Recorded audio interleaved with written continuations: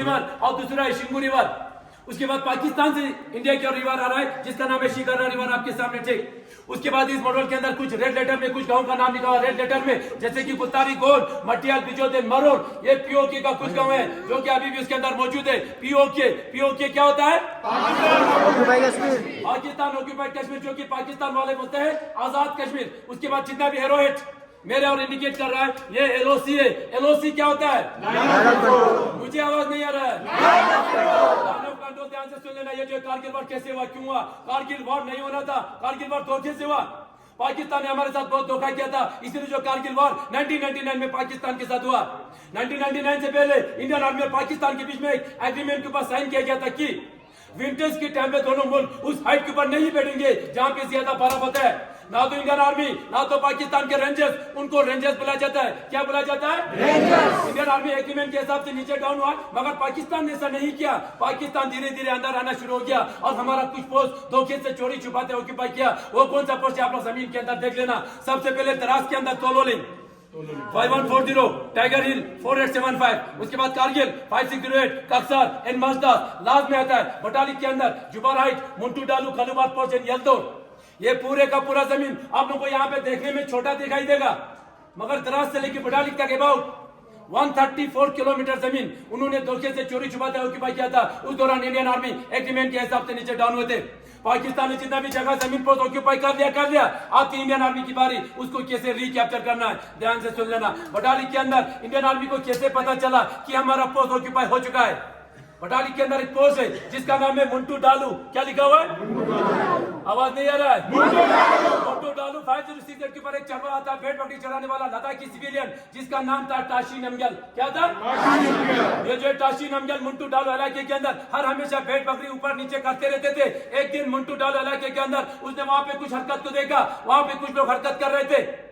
पहले उसने देखा कि ये इंडियन आर्मी की पाकिस्तान आर्मी, वहां पे उसने देखा लंबे चौड़े पठानी सूट में 8 से 10 लोग पत्थर से बंकर बना रहा था। उनको कंफर्म हुआ कि ये इंडियन आर्मी नहीं है, पाकिस्तान आर्मी है। इसीलिए फटाफट बटालिक बेस में आके इंडियन आर्मी को इंफॉर्मेशन दिया जाता है, सर मुंटू डालू इलाके के अंदर कुछ हरकत हो रहा है, आप लोग देख लेना बोल के इंडियन आर्मी फटाफट एक्टिवेट हो जाता है और यहाँ पे पेट्रोलिंग तैयार किया जाता है। उस पेट्रोलिंग कमांडर का नाम था कैप्टन सौरभ कालिया। क्या था? मैंने बोला कैप्टन सौरभ कालिया। क्या था? कैप्टन सौरभ कालिया के साथ 10 जवान इंडियन आर्मी द्वारा यहाँ से पेट्रोलिंग के लिए भेजा गया। भेजा तो जाता है, वहां से एक भी जवान वापस नहीं आया, पूरे का पूरा वहां पे शहीद हो गया। इसीलिए फटाफट इंडियन एयरफोर्स द्वारा यहाँ पे ऑपरेशन लॉन्च किया जाता है। उस ऑपरेशन का नाम था ऑपरेशन सफेद सागर।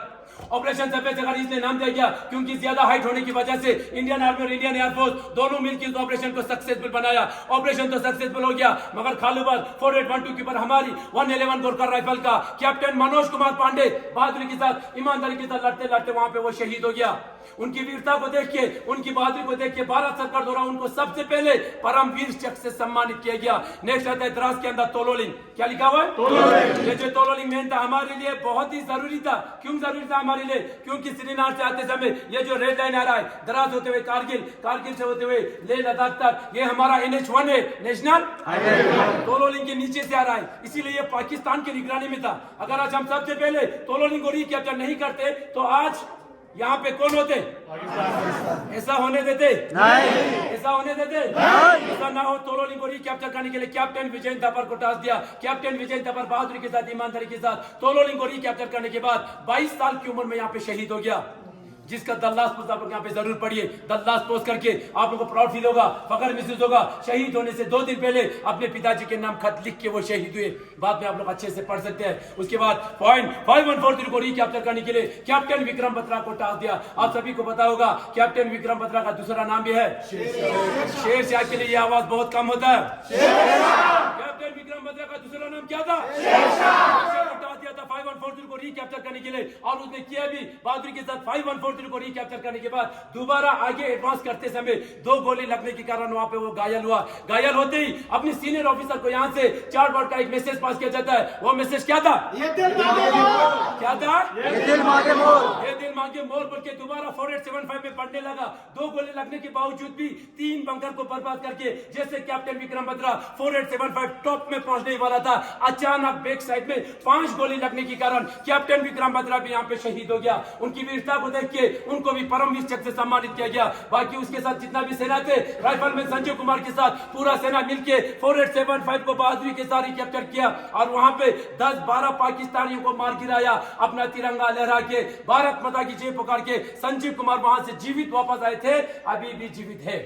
लास्ट में टाइगर हिल ज्यादा डोमिनेट होने के कारण इंडियन आर्मी को कम से कम 1 महीने का समय लग गया टाइगर हिल को रिकैप्चर करने के लिए। 18 ग्रेनेडियर को टास्क दिया था, और उन्हें नाम सुना होगा ग्रेनेडियर योगिंदर सिंह।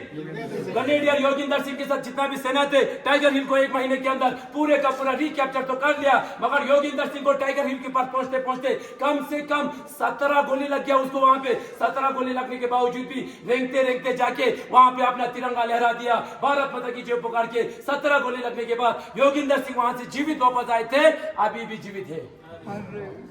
लास्ट में थे कारगिल 568 कक्सार मजदास, ये भी पाकिस्तान ने ऑक्यूपाई करके रखा था। इंडियन नेवी द्वारा लास्ट में यहाँ पे ऑपरेशन लॉन्च किया गया। उस ऑपरेशन का नाम था ऑपरेशन तलवार। ये जो कारगिल वॉर 1999 एक्चुअल में शुरू हुआ था 42 से 2 मई को, और कारगिल में आके 26 जुलाई को ये वार खत्म हो गया। कम से कम इंडियन आर्मी को 3 महीने का समय लग गया। पाकिस्तान ने जितना भी जगह जमीन पोस्ट ऑक्यूपाई करके रखा था, इंडियन आर्मी ने 3 महीने के अंदर पूरे का पूरा रिकैप्चर किया। पाकिस्तान को यहाँ से एक भी टुकड़ा लेके जाने नहीं दिया। इसीलिए हर साल 26 जुलाई को कारगिल विजय दिवस मनाता है। और इस दौरान इस देश की सुरक्षा करते करते उन माउन का 3 महीने के अंदर 527 जवान इस देश के लिए शहीद हुए और 1100 से ज्यादा यहाँ पे घायल हुए। थैंक यू, जय हिंद।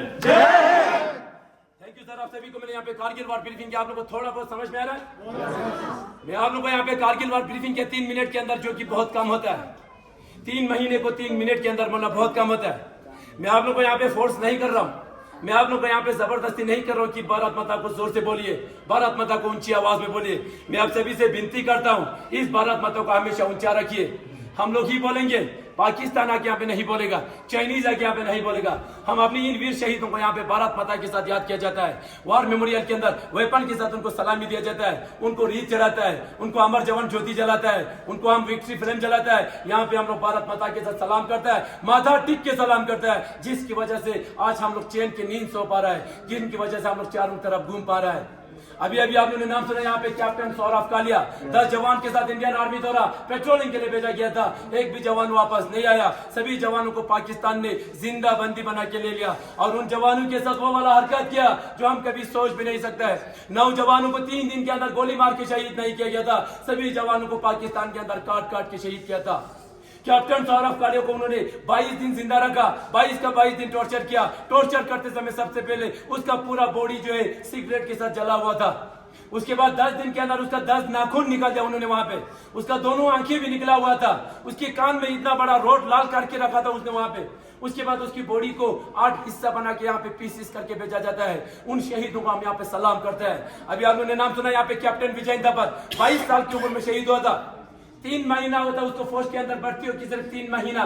फर्स्ट पोस्टिंग जो उसको कारगिल के अंदर युद्ध लड़ने के लिए 1999 कारगिल वार के दौरान उसको पता चला इसी युद्ध के दौरान मैं शहीद हो जाऊंगा, इसीलिए उसने अपने पापा के नाम एक लेटर लिखा था। वो लेटर बाद में मिला, आप लोगों को पढ़ने के लिए यहाँ पे रखा हुआ है, द लास्ट पोस्ट करके।